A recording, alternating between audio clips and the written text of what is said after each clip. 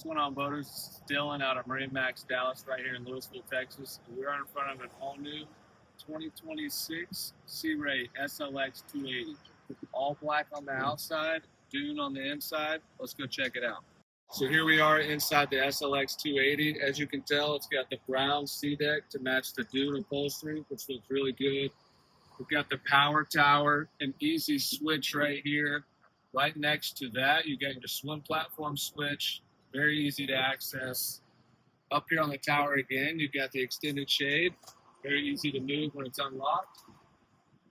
The 280s, up from the 260s, you get a love seat captain's chair, and you still get your co-captain's chair over here.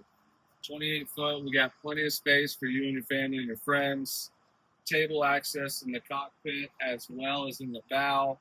We got a fridge. We've got wireless charging. This thing's decked out.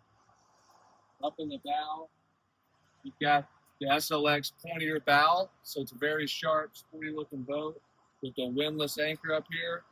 Tons of storage under the seats and a lot more. Come check us out right here at MarineMax Dallas in Louisville, Texas. I'm Dylan, and we'd love to help you.